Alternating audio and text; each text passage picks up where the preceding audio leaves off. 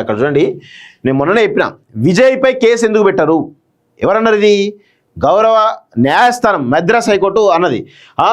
Karur తొక్కిసలాటపై Madras high court ఆగ్రహం, ఘటనపై దర్యాప్తుకు SIT ఏర్పాటుకు ఆదేశం అంటూ చూస్తాను.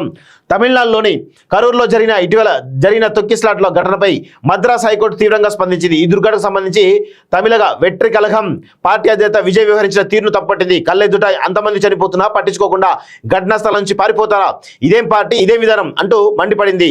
ఈ ఘటన పట్ల కనీసం విచారం కూడా వ్యక్తం చేయలేదని, ఆ పార్టీ అధ్యక్షుడికి అసలు నాయకత్వ లక్షణాలే లేవనిపిస్తోందని వ్యాఖ్యానించింది. ఈ ఘటనకు కారణంగా భావిస్తున్న విజయ్ ఎందుకు కేసు నమోదు చేయలేదని ప్రశ్నించింది. 41 మంది చావుకు 60 మంది గాయపడడానికి కారణమైన ఈ దుర్ఘటన పట్ల ప్రేక్షక పాత్ర వహించలేమని అంటూ టీవీకే పార్టీపై తీవ్ర ఆగ్రహం వ్యక్తం చేసింది. ఈ వ్యవహారంపై దర్యాప్తు చేపట్టేందుకు తమిళనాడు ఉత్తర విభాగ ఐజీ అస్రా గార్గ్ నేతృత్వంలో సిట్ని ఏర్పాటు చేసినట్టు ప్రకటించింది.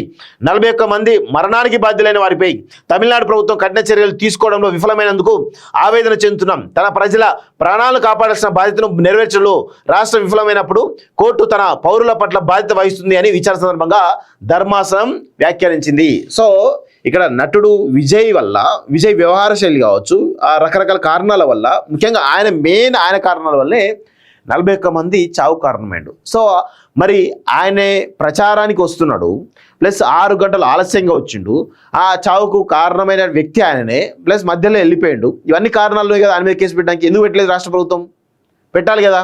ఏం జరుగుతుంది మీ మధ్య దోబూచులాట అంటే చాలా స్పష్టంగా విజయే ప్రధాన కారణం. విజయ్ పైనే కఠినమైన చర్యలు తీసుకోవాలి, చట్టపరమైన చర్యలు విజయ్ పైన తీసుకోవాలి. ఆ నిర్వాహకుల పైన వారిపైన తీసుకుంటే కాదు కదా, 100% ఆయన పైన తీసుకోవాలి.